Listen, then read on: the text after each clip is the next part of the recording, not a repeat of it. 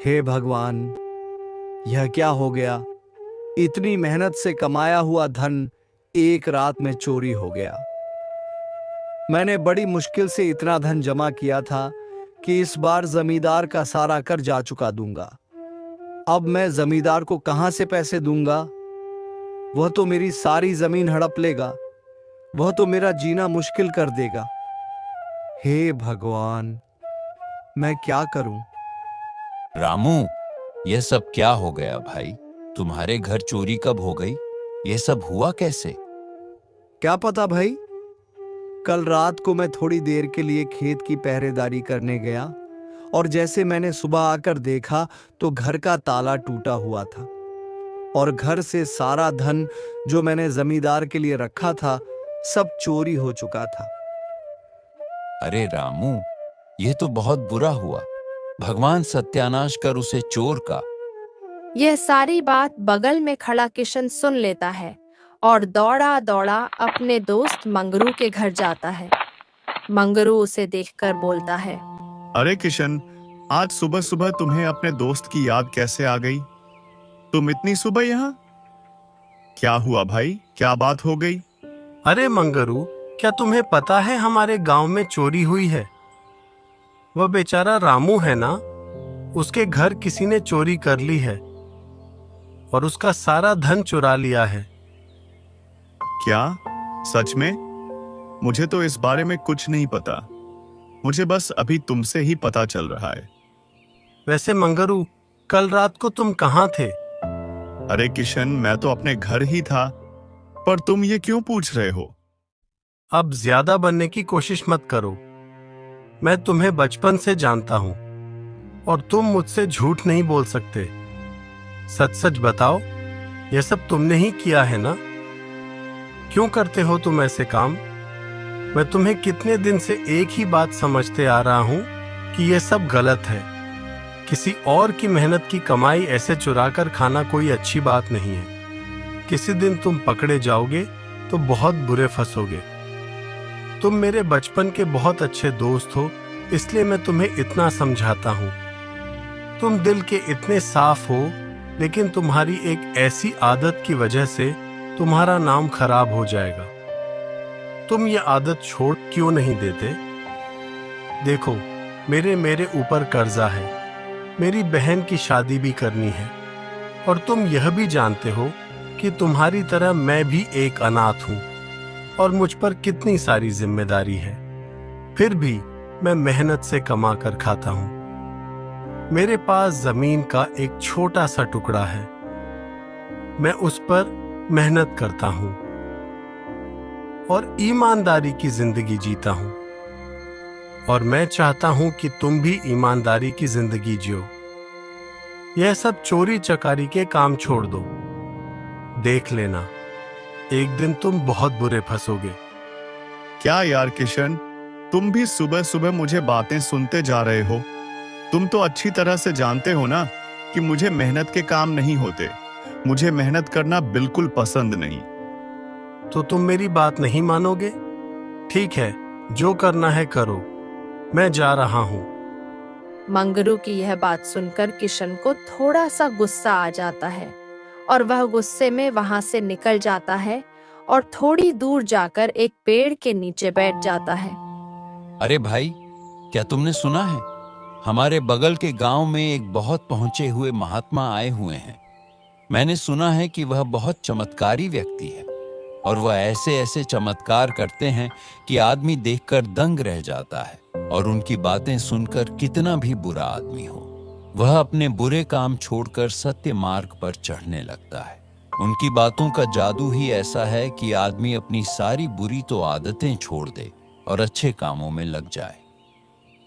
यह सारी बातें किशन सुन लेता है और मन ही मन सोचता है, क्यों ना मैं अपने दोस्त मंगरू को इन महात्मा के पास ले जाऊं। शायद वह मेरी मदद कर दे और मेरे दोस्त को अच्छाई के रास्ते पर चलने के लिए मना ले। क्योंकि वैसे तो मेरा दोस्त बहुत अच्छा है, लेकिन एक बुरी आदत की वजह से वह अपना सारा जीवन व्यर्थ करने पर तुला है। मुझे उसकी मदद करनी ही होगी। मैंने तो उसे लाख समझाने की कोशिश की, लेकिन वह मानता ही नहीं। शायद इन बाबा के पास जाकर ही उसे अक्ल आएगी। हाँ, मैं ऐसा ही करता हूँ। मैं अभी मंगरू को इन महात्मा के पास लेकर जाता हूँ। किशन फिर से मंगरू के घर पहुंचता है और मंगरू किशन को देखकर बोलता है, अरे किशन, तुम फिर से आ गए। सुन, तुम अभी अभी तो गुस्से में गए थे। मैं अच्छी तरह से जानता हूं तुम मुझसे ज्यादा देर तक गुस्सा नहीं रह सकते, क्योंकि मैं तुम्हारा बचपन का दोस्त हूं। वह सब छोड़ो, तुम्हें अभी मेरे साथ चलना होगा। पर किशन, जाना कहाँ है? तुम चुपचाप मेरे साथ चलते हो या नहीं? हाँ ठीक है भाई, गुस्सा क्यों करते हो? मैं चल रहा हूं तुम्हारे साथ। किशन मंगरू को अपने साथ उन महात्मा के पास ले जाता है और उनकी ज्ञान भरी बातें सुनते हैं। ऐसे ही कुछ दिनों तक चलता है।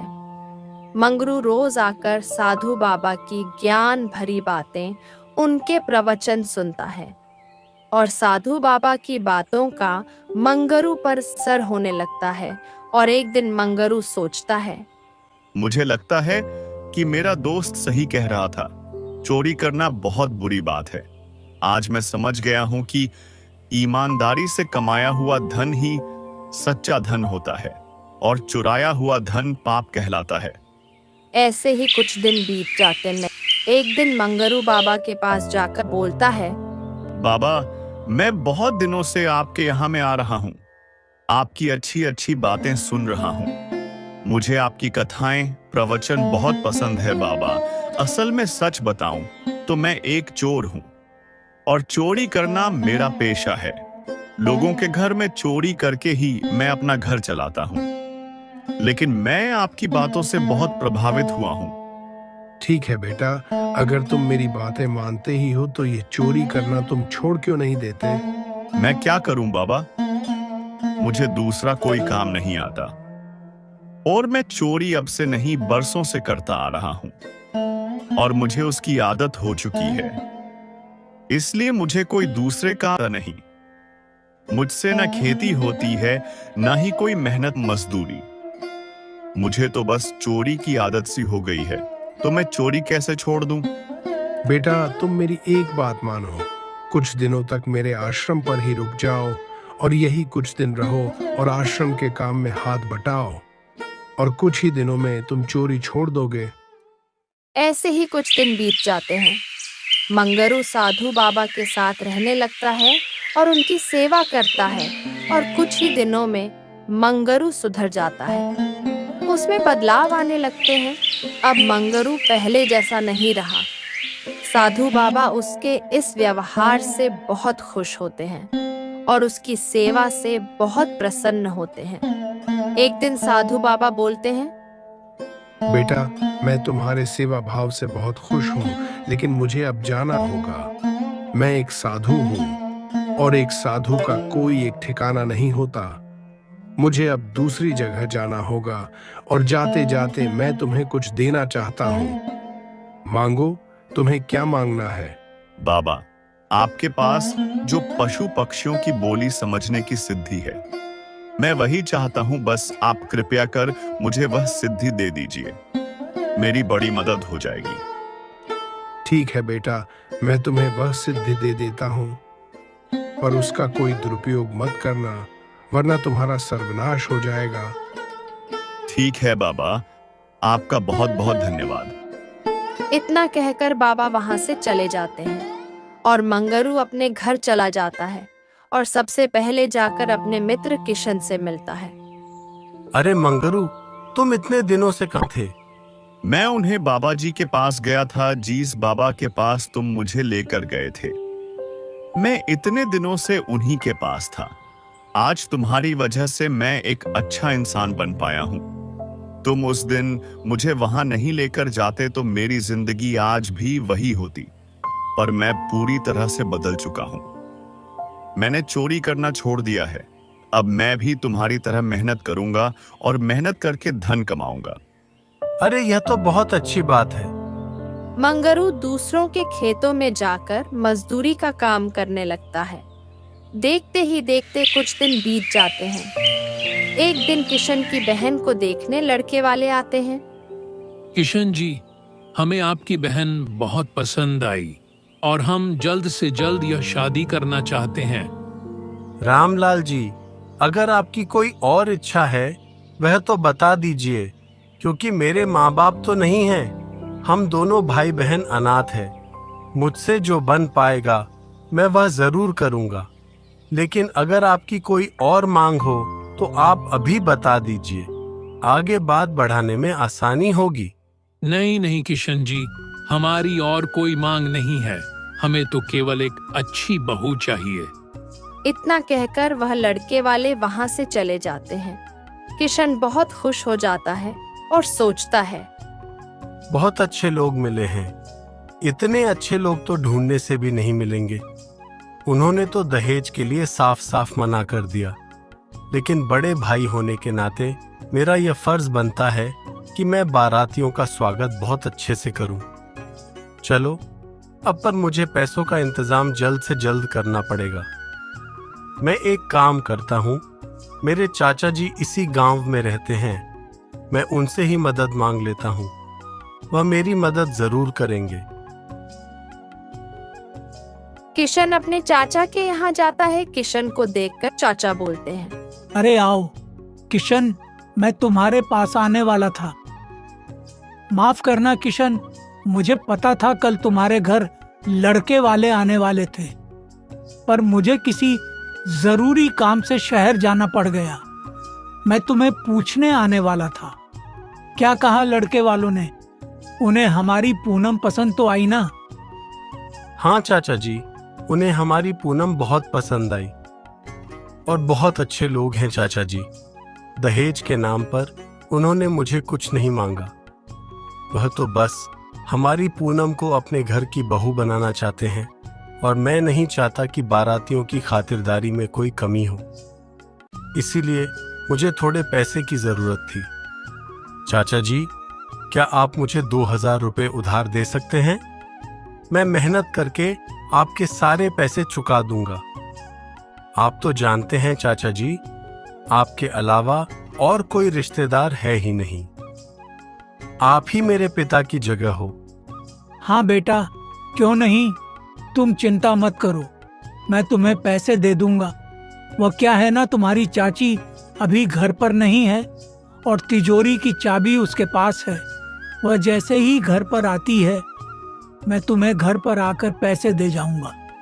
और तुम चिंता मत करो बेटा, हम पूनम की शादी बहुत धूमधाम से करेंगे। उसकी शादी में कोई कमी नहीं होने देंगे। आखिर पूनम मेरी भी बेटी है और मैं अपनी बेटी को ऐसे ही विदा नहीं करूंगा। ठीक है चाचा जी, अब मैं चलता हूँ। मैं आपका इंतजार करूंगा। किशन वहां से चला जाता है और कुछ ही देर बाद चाची वहां आती है और चाचा से बोलती है, सुनिए जी, ये किशन यहाँ क्यों आया था? मैंने अभी अभी उसे यहाँ से जाते हुए देखा। कहीं वह अपनी बहन की शादी के लिए पैसे मांगने तो नहीं आया था और आपने हामी तो नहीं भर दी? मैं कह देती हूँ, मैं कोई पैसे वैसे नहीं देने वाली। कैसी बातें करती हो सावित्री? आखिरकार वह मेरे भाई की बेटी है और मेरे भाई की बेटी मतलब मेरी भी बेटी। और तुम तो जानती हो उसके माता पिता इस दुनिया में नहीं है, तो मेरा फर्ज बनता है, और उन दोनों का हमारे सिवा है ही कौन। और किशन हमसे नहीं मांगेगा तो किसे मांगेगा? आखिरकार हम उसके सगे चाचा चाची हैं। हमारा भी तो कुछ फर्ज बनता है। और किशन बहुत मेहनती लड़का है, वह जल्द ही हमारे पैसे लौटा देगा। तुम चिंता मत करो, तुम मुझे तिजोरी में से 2000 रुपए ला कर दो, मैं उसे देकर आता हूँ। वह इंतजार कर रहा होगा। क्या कहा आपने? इतनी बड़ी रकम? मैं तो उसे फूटी कौड़ी भी ना दूं। तुम 2000 की बात कर रहे हो? अरे सावित्री, ऐसी बातें मत करो। अब मैं उससे क्या कहूँगा? मैंने उसे हाँ कर दी है, वह इंतजार कर रहा होगा।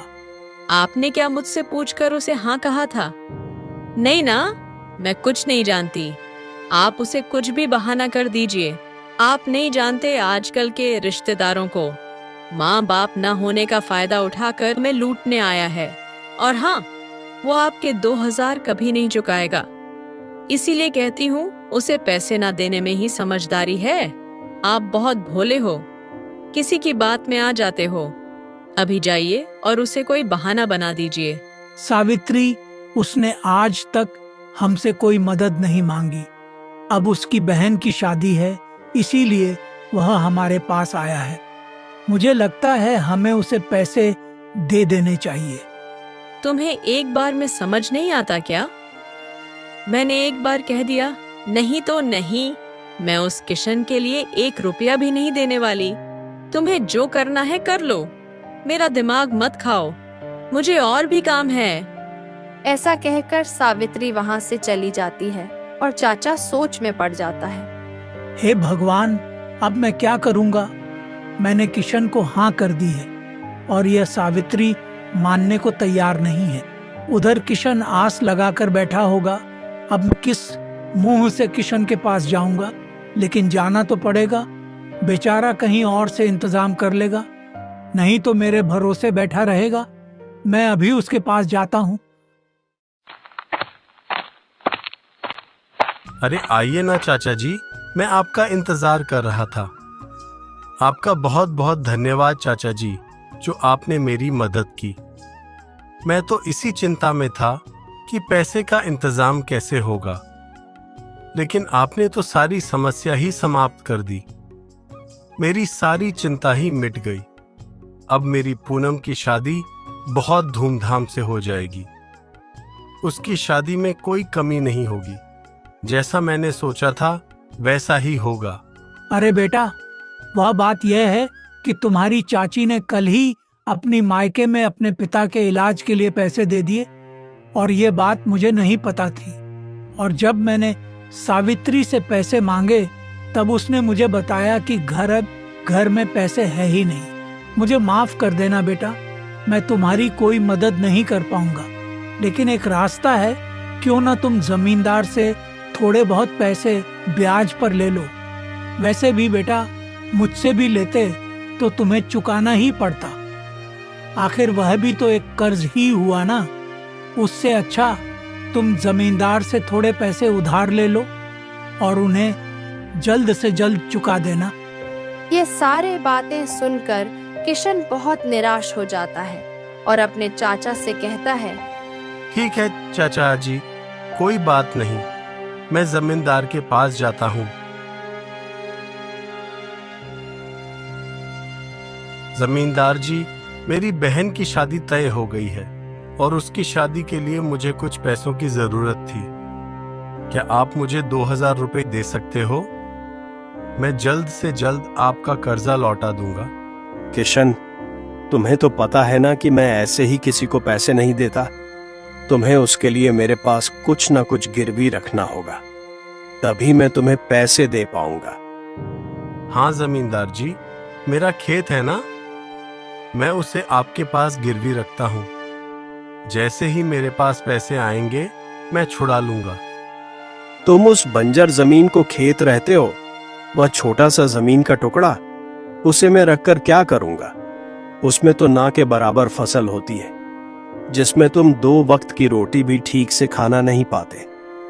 तुम उसे गिरवी रखना चाहते हो? कोई और चीज हो तो बोलो। मेरे पास उस खेत के अलावा कुछ और नहीं है। तो तू मेरे पास क्यों खड़े हो? जाओ यहां से, मैं तुम्हें इतनी बड़ी रकम नहीं दे सकता। मेरी बहन की बड़ी मुश्किल से शादी तय हुई है और यह शादी टूट गई तो मेरी बहन की बहुत बदनामी हो जाएगी। कृपया मेरी मदद कर दीजिए। मैं आपसे वादा करता हूं कि आपके पैसे मैं जल्द से जल्द लौटा दूंगा। तुमने क्या अपनी बहन की शादी मुझसे पूछकर तय की थी, जो आप मेरे पास मांगने आ गए? पहले पैसों का इंतजाम करना था और फिर शादी तय करनी थी। शादी करने की औकात नहीं है और चले आए पैसे मांगने।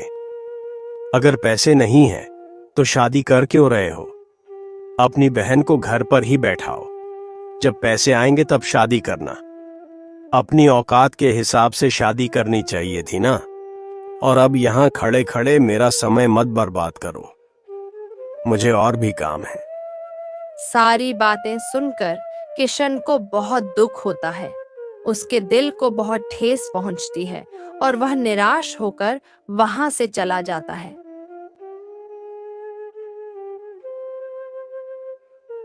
किशन एक पेड़ के नीचे जाकर बैठ जाता है। तभी थोड़ी देर बाद उसका दोस्त मंगरू वहां आता है और बोलता है, अरे क्या हुआ किशन, मुंह लटकाए क्यों बैठे हो? मंगरू, तुम्हें तो पता है ना कि पूनम की शादी तय हो गई है और मैंने बड़ी ही उम्मीद से अपने चाचा से पैसे मांगे थे, पर उन्होंने मना कर दिया।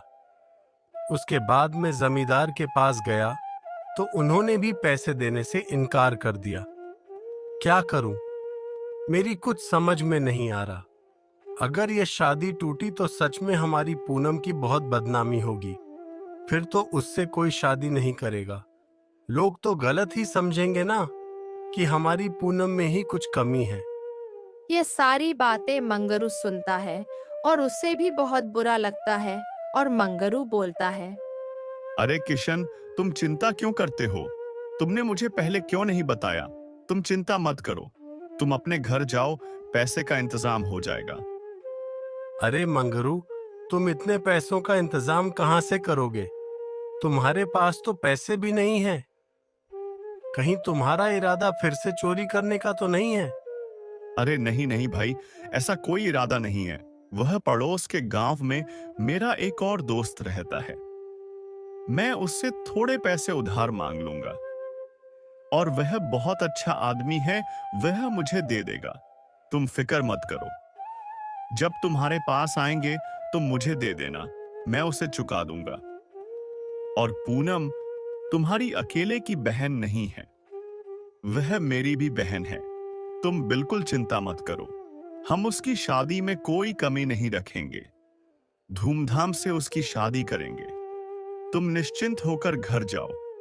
मैं अभी अपने दोस्त के पास जाकर आता हूं। उसका गांव थोड़ा दूर है, मुझे आने में समय लग जाएगा।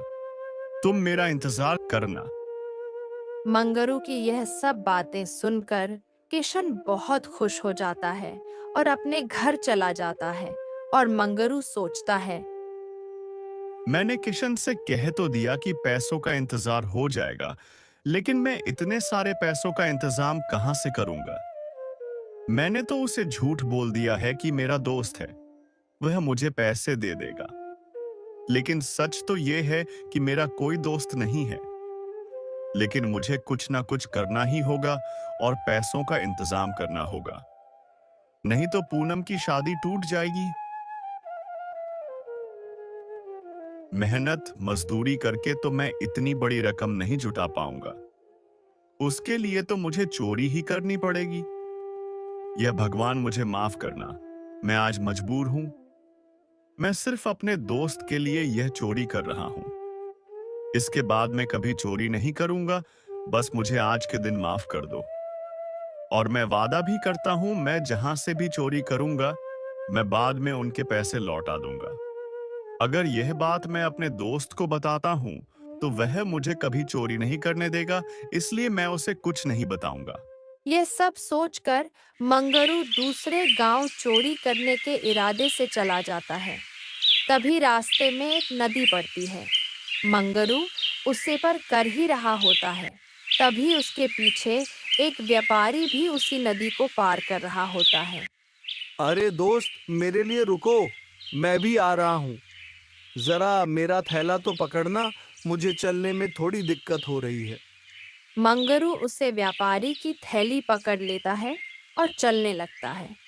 तभी पेड़ पर बैठी एक चिड़िया कुछ बोलती है। मंगरू उस चिड़िया की बात सुनकर बोलता है, नहीं। थोड़ी देर बाद वह चिड़िया फिर से बोलता है। फिर से मंगरू उसे बोलता है, नहीं, बिल्कुल नहीं। यह सब देख वह व्यापारी सोच में पड़ जाता है और जब नदी पार हो जाती है तब वह मंगरू से पूछता है, अरे भाई, मुझे एक बात तुमसे पूछनी है। तुम उस चिड़िया को देखकर नहीं क्यों बोल रहे थे? ये सब क्या हो रहा था? भाई, ये तुम्हारा पोटली पकड़ो। अब तुम्हारा काम हो गया ना? तुम अपने रास्ते निकलो और मैं अपने रास्ते। अरे भाई, तुम तो गुस्सा हो गए।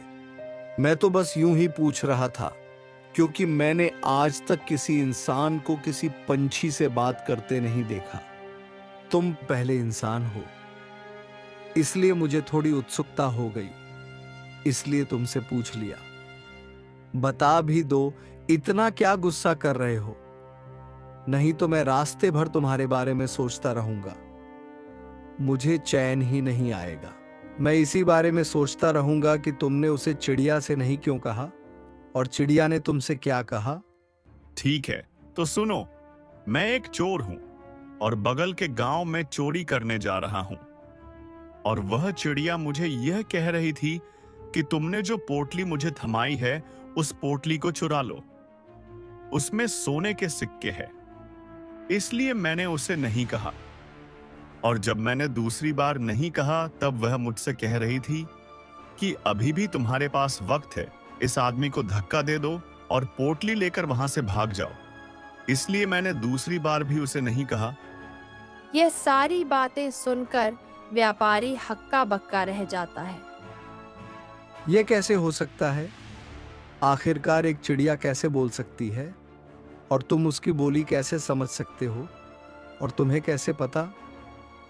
मेरी पोटली में सोने के सिक्के हैं, तुमने तो उसे खोलकर भी नहीं देखा। वही तो मैं तुमसे कह रहा हूं। ये सारी बातें मुझे उस चिड़िया ने बताई। दरअसल मुझे एक बाबा से वरदान मिला है कि मैं पशु पक्षियों की बोली समझ सकता हूं। यह सब ठीक है, लेकिन अगर तुम एक चोर हो तो तुमने वह पोटली मुझे चुराई क्यों नहीं? तुमने उस चिड़िया को मना क्यों किया? हाँ, मैं चुरा तो सकता था, लेकिन तुमने मुझे शुरुआत में ही दोस्त कहकर पुकारा था और यह पोटली मुझे थमा दी। इसलिए मैंने वह पोटली नहीं चुराई, और दोस्ती में धोखा देना मेरे वसूलों के खिलाफ है। जो मेरा दोस्त है, मैं उसके साथ धोखा नहीं कर सकता है। इसलिए मैंने उस चिड़िया से मना कर दिया। अब मैं चलता हूं, मेरे पास वक्त बहुत कम है। मंगरू वहां से चला जाता है और वह व्यापारी वहीं खड़ा सोचता रहता है। ये कैसा अजीब सा चोर है। इतने वसूलों वाला और ईमानदार चोर तो मैं अपनी जिंदगी में नहीं देखा। वह व्यापारी उस गांव के राजा के पास जाकर मंगरू के बारे में सारी बात बताता है। राजा यह सुनकर आश्चर्यचकित हो जाता है और बोलता है, अगर तुम सच बोल रहे हो तो मैं भी उस आदमी से मिलना चाहूंगा। वैसे वह इस वक्त कहाँ मिलेगा? महाराज, वह जरूर हमारे गांव में ही कहीं होगा, जहां उसे कोई देख ना सके। गांव के बाहर इंतजार कर रहा होगा। जैसे ही रात होगी वह जरूर बाहर निकलेगा। आप उसे रात में मिल पाओगे। राजा अपना भेष बदलकर एक साधारण कपड़ों में रास्ते पर निकल जाता है। थोड़ी ही दूर चलने के बाद राजा को एक आदमी दिखाई देता है। राजा उसके पास जाकर खड़ा हो जाता है। तभी मंगरू बोलता है, अरे तुम कौन हो और इतनी रात को यहाँ क्या कर रहे हो? मैं एक चोर हूँ और यहाँ चोरी करने की इरादे से आया हूँ। मंगरू यह सुनकर खुश हो जाता है और बोलता है, अरे तुम ये क्या बात कर रहे हो? मैं भी एक चोर हूं। तुमसे मिलकर अच्छा लगा। मेरी थोड़ी मदद भी हो जाएगी। वैसे तो मैं चोरी करना नहीं चाहता था, लेकिन मुझे 2000 रुपए की बहुत ज्यादा जरूरत है, इसलिए मजबूरन मुझे चोरी करने आना पड़ा। वैसे तुम क्यों चोरी कर रहे हो? तुम्हारी भी कोई मजबूरी है क्या? हाँ भाई, मेरी भी एक बहुत बड़ी मजबूरी है। मुझे 500 रुपये की बहुत जरूरत है, इसलिए मैं चोरी कर रहा हूँ। हम दोनों साथ में ही चलते हैं। अच्छा, तुम्हें इस गांव का कुछ पता है? हमें पैसे कहाँ मिल पाएंगे? हाँ, मुझे एक बनिए की दुकान पता है। उसके गल्ले में जरूर हमें जितने पैसे चाहिए उतने मिल जाएंगे। उसकी दुकान में ही डाका डाल देते हैं। हाँ ठीक है, चलो मेरे साथ। और एक बात याद रखना, जैसा मैं कहूं वैसा ही करना। अपनी मत चलाना। तुम्हें तुम्हारे 500 रुपए मिल जाएंगे। ज्यादा लालच मत करना, और इस चोरी के बाद तुम कोई और चोरी मत करना। यह काम छोड़ देना, इस काम में कुछ नहीं पड़ा है। अब चुपचाप मेरे साथ चलो। हाँ भाई, ठीक है।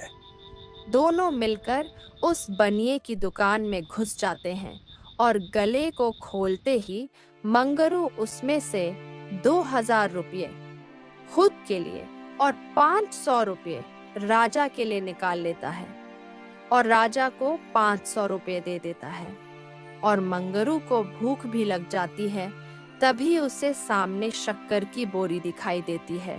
मंगरू उसमें से थोड़ी सी शक्कर लेकर मुंह में डाल लेता है और फिर उसे पता चलता है कि उसे बोरी में शक्कर नहीं, नमक था। मंगरू सोच में पड़ जाता है और राजा से पैसे वापस मांगता है। सुनो भाई, वह 500 रुपए वापस करो, तिजोरी में रखना है। मैं भी अपने 2000 रुपए वापस रख रहा हूँ। अरे तुम ये क्या बात कर रहे हो? अभी अभी तो हमने अपने अपने हिस्से के पैसे बांटे थे और अभी तुम वापस मांग रहे हो। मैं नहीं दूंगा। यह सुनकर मंगरू राजा को एक जोर से तमाचा मारता है और राजा से पैसे वापस ले लेता है और तिजोरी में रख देता है। राजा भी कुछ नहीं बोलता। राजा भी थोड़ा डर जाता है कि और ना मार दे, और दोनों बाहर निकल जाते हैं। और राजा बाहर आने के बाद मंगरू से पूछता है, मेरी एक बात समझ में नहीं आई। तुम पागल हो क्या? तुम्हारे दिमाग में चल क्या रहा है? पहले तो तुमने वहां से पैसे चुराए और थोड़ी देर बाद वापस रख दिए। ऐसा क्यों? क्योंकि मैंने उस दुकान का नमक खाया है। मैंने शक्कर समझकर उसे खा लिया था। बाद में पता चला वह शक्कर नहीं, नमक था। और मैं जिसका नमक खाता हूँ उसके यहाँ चोरी नहीं करता। यह गलत है। राजा की यह बातें सुनकर सर चकरा जाता है। वह सोच में पड़ जाता है। ये कैसा अजीब चोर है? इसमें जरूर कोई बात है। ऐसा मैं भी आज तक नहीं देखा। इतनी ईमानदारी से कौन चोरी करता है? एक चोर के मन में इतनी ईमानदारी और निष्ठा पहली बार देखी है। अच्छा ठीक है, एक काम करते हैं। यहाँ से तो पैसे नहीं मिले। मेरे साथ राजमहल चलो, वहां हमें बड़ी चोरी करने को मिलेगी। क्या कह रहे हो? राजमहल? लेकिन मुझे राजमहल के बारे में कुछ नहीं पता और किसी ने देख लिया तो? अरे तुम चिंता क्यों करते हो? मैं हूं ना। मैंने वहां पर 2 साल काम किया है और मैं राजमहल का चप्पा चप्पा अच्छे से जानता हूँ। तिजोरी कहाँ है यह भी जानता हूँ। तुम चिंता मत करो, मेरे साथ चलो बस। ठीक है, तुम कहते हो तो चलो, चलते हैं। राजा उसे जानबूझकर राजमहल लेकर जाता है क्योंकि वह उस चोर को परखना चाहता था और तो और वह अपने सैनिकों को भी परखना चाहता था कि वह ठीक से पहरेदारी करते हैं या नहीं। दोनों राजमहल पहुंचते हैं और राजा के सैनिक तब सो रहे होते हैं। राजा को यह देख बहुत गुस्सा आता है। राजा अपने गुस्से को छुपाते हुए आगे बढ़ता है। महाराज का एक कुत्ता भी होता है, लेकिन कुत्ता राजा और मंगरू को देखकर कुछ नहीं करता और उन्हें जाने देता है क्योंकि कुत्ता अपने मालिक को पहचान जाता है। तुम एक काम करो, तुम बाहर ही रुको और निगरानी रखो कि कोई आ ना जाए। जैसे ही कोई आता है मुझे इशारा कर देना, तब तक मैं धन चुराता हूँ। राजा बाहर रहकर निगरानी रखता है और मंगरू चोरी करने के लिए अंदर चला जाता है। वहाँ एक बिल्ली होती है जो कुत्ते से बात कर रही होती है। कुत्ता भी भौंकने लगता है। मंगरू समझ जाता है और चोरी ना करके फौरन राजा के पास जाता है और बोलता है, महाराज मुझे क्षमा कर दीजिए, मुझसे भूल हो गई। मैं आइंदा ऐसा नहीं करूंगा। मुझे क्षमा कर दीजिए महाराज, मेरी मजबूरी थी, इसलिए मैं यहाँ चोरी करने आया। अरे भाई, तुम क्या कह रहे हो? अब छुपाने से कोई फायदा नहीं महाराज, मैं पहचान चुका हूँ। आप कोई चोर नहीं, आप राजा हो। मुझे माफ कर दीजिए महाराज। राजा को यह सुन बहुत बड़ा धक्का लगता है। वह मंगरू से कहता है, लेकिन तुम्हें पता कैसे चला कि मैं एक राजा हूँ? जब मैं अंदर धन लेने के लिए गया तब वह बिल्ली कुत्ते से कह रही थी कि तुम कैसे कुत्ते हो, तुम्हारे सामने तुम्हारे मालिक का धन कोई चुरा रहा है और तुम खड़े खड़े देख रहे हो। तभी कुत्ते ने जवाब दिया था, मेरे मालिक ही उसके साथ है तो भला इसमें मैं क्या कर सकता हूं, ये सब मेरे मालिक के मर्जी से ही हो रहा है। तब मैं पहचान गया कि आप ही राजा हो। ये सारी बातें सुन राजा भी दंग रह जाता है। क्या तुम पशु पक्षियों की बोली समझ सकते हो? दरअसल मुझे एक साधु ने वरदान दिया था, मैं पशु और पक्षियों की बोली समझ सकता हूँ। बहुत दिन तक मैं साधु के साथ था, मैंने चोरी छोड़ दी थी, लेकिन आज मेरी मजबूरी थी।